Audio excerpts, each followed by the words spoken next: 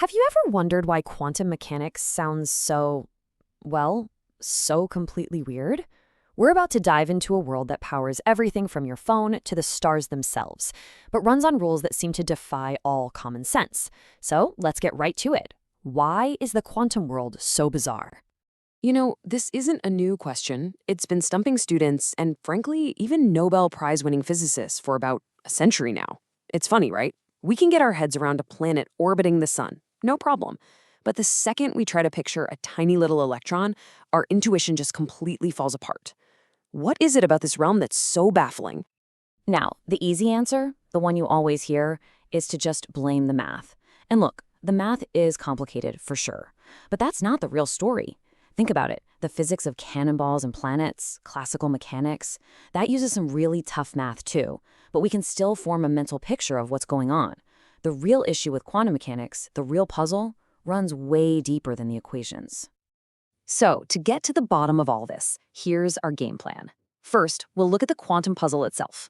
Then, we're going to uncover the two key differences that set the quantum world apart from ours. After that, we'll meet the star of our show, the qubit.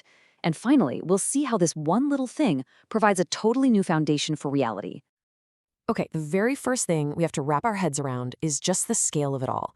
We are talking about things like a single electron, something so ridiculously tiny that our senses are totally useless. You've never seen one, you've never touched one. So we're forced to rely on these mathematical ideas or abstractions to even talk about it. But the quantum versions of these ideas are just fundamentally different from anything we're used to. And that brings us right to the heart of the mystery. The reason quantum mechanics feels so strange really just boils down to two huge shifts in thinking. Seriously, if you can get a grip on these two core differences, you are well on your way to understanding the whole puzzle. And here they are.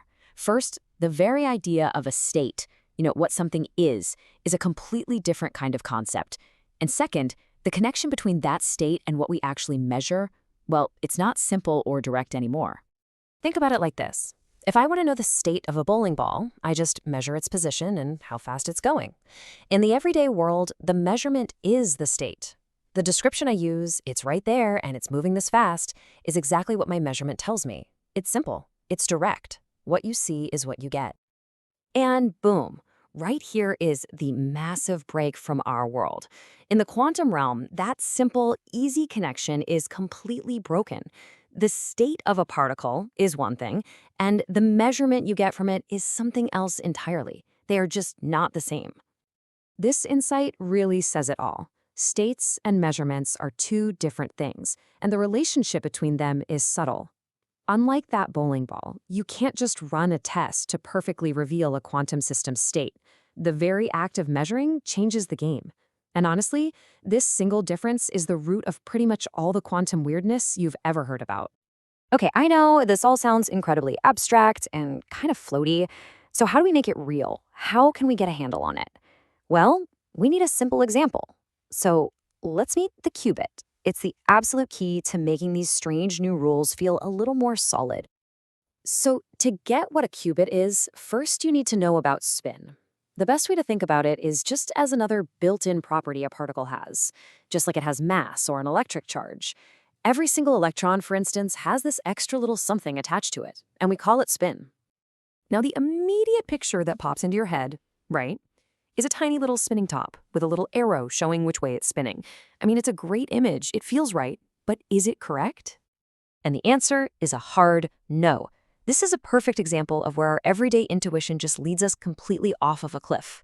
Trying to picture spin as a tiny rotating arrow is a classical idea that, as one physicist put it, will badly miss the point. An electron spin is about as purely quantum mechanical as you can possibly get. So what do we do instead? We do what physicists do best. We abstract it. We take this property of spin, we conceptually pull it away from the rest of the electron, and we just look at it all by itself. That isolated quantum spin is a qubit. It's the basic, fundamental unit of all quantum information. And this is why the qubit is so powerful. It's not just some random idea, it's the perfect little test case. It has all the quantum weirdness we've been talking about, that strange separation of state and measurement, but it's in the cleanest, most boiled-down package you can imagine. It is, quite literally, the ultimate quantum building block. Which brings us to our final stop, now that we have our fundamental piece, this qubit, what can we actually do with it? How does this one simple little system help us make sense of the entire quantum universe? Well, here's a really helpful way to think about it.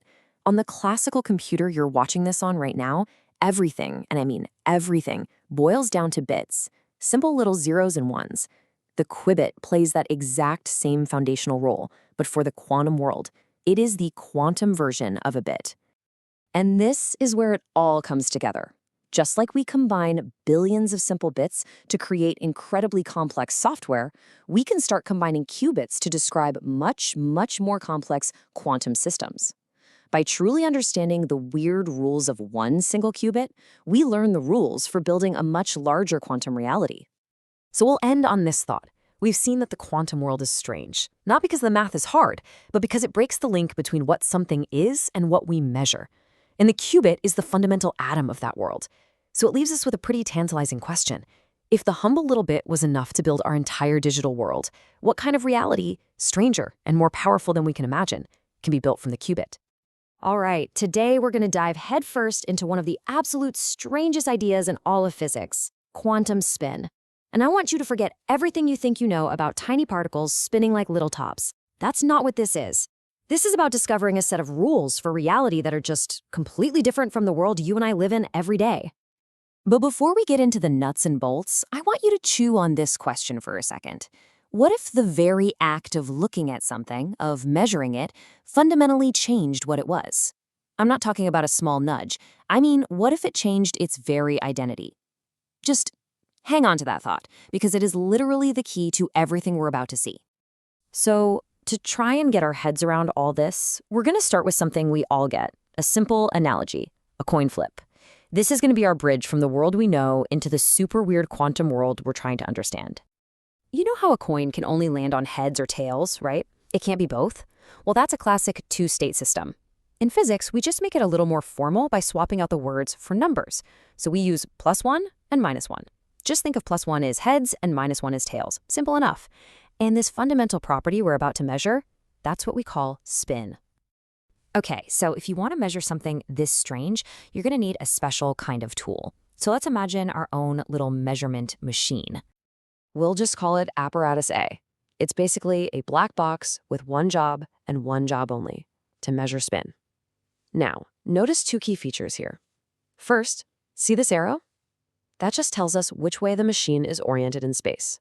And second, this little window. That's where the result is going to pop up, and it can only ever be a +1 or a -1. And the process itself couldn't be simpler. Before we do anything, the window just shows a question mark. It knows nothing. Then we let the machine do its thing, it interacts with our quantum particle, and poof, after that, the window shows us the result. It's got to be either +1 or -1. That's it. Those are the only two possibilities. So we've got our system, we've got our machine. Let's run a few experiments. And for these first couple, things are going to behave, well, normally. They're going to work exactly how you'd expect them to in our regular, everyday world. Okay, experiment 1. We measure a spin, and the machine reads +1. In physics jargon, this is called preparing the system, which is just a fancy way of saying we've fixed its state at this moment. So the big question is, what happens if we immediately measure it again without changing a thing? Well, we get +1 again, and again. The result is perfectly repeatable. This feels nice, reassuringly logical. Now for experiment 2. We do the same thing at the start, prepare a spin in the +1 state.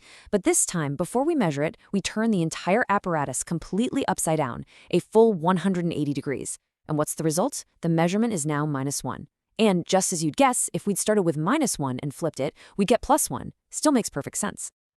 Based on these first two experiments, you can draw a pretty simple conclusion. Spin seems to be acting just like a little arrow, a vector, with a clear direction in space. If it's pointing up, we get +1. If we flip our machine to measure down, we get -1. The apparatus is just reading which way the arrow is pointing. It all makes perfect sense, right? Or does it? And this is where things get weird. We're about to run one more experiment. It's just a simple variation on the last one, but this time, the result is going to completely break that neat and tidy picture we just built. So here's the setup. We start just like before. We prepare a spin in the +1 state, so our little imaginary arrow is pointing straight up.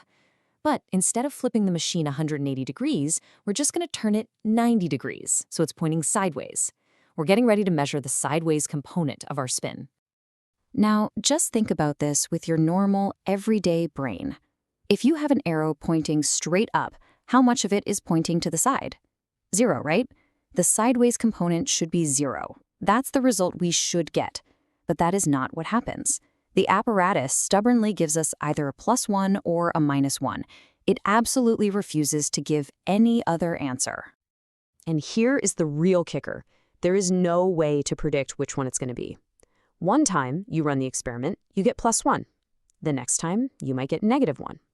Then +1 again. Then another +1. Then -1. The results are completely, utterly random. The whole idea of a predictable, deterministic universe has just broken down. But if we repeat this experiment many, many times, let's say 1,000 times, a pattern starts to emerge from all that chaos. We find that we get +1 about 500 times, and we get -1 about 500 times. It's a perfect 50-50 statistical split. So, if you take the average of all those random +1s and -1s, what do you get? You get 0.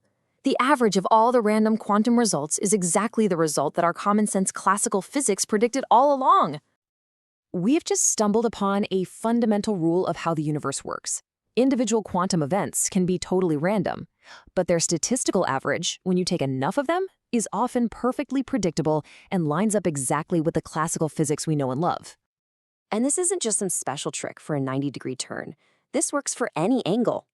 If you prepare a spin pointing in one direction, and then rotate your apparatus by some angle, let's just call it theta, and you measure again and again, the average of all your random results will be the cosine of that angle. It's this beautiful, hidden mathematical order underneath all the randomness. So, what does this all mean? We started with a really simple experiment, and we ended up with these random results that somehow average out perfectly. Well, this leads us to a pretty profound and, honestly, kind of unsettling conclusion about the nature of reality itself. The source material for this explainer puts it perfectly. It says measuring one component of the spin destroys the information about another component. And think about that for a second. That's exactly what we saw. When we prepared the spin as +1 up and then measured it sideways, that second measurement completely erased our knowledge of its original up or down state. This all boils down to a totally new set of rules for the universe. First, reality at this tiny level is all about probabilities, not certainties. We can only know the odds. Second, the active measurement is never a gentle thing. It's an invasive process that fundamentally alters the system you're trying to look at. And third, because of all this, you simply can't know everything about a quantum system at the same time. And this leaves us with one last, really haunting question. We've seen that the very act of observation forces a random outcome and changes the system. So, if reality changes when we look at it, what in the world does it look like when no one is looking? That is the mystery that sits right at the very heart of quantum mechanics.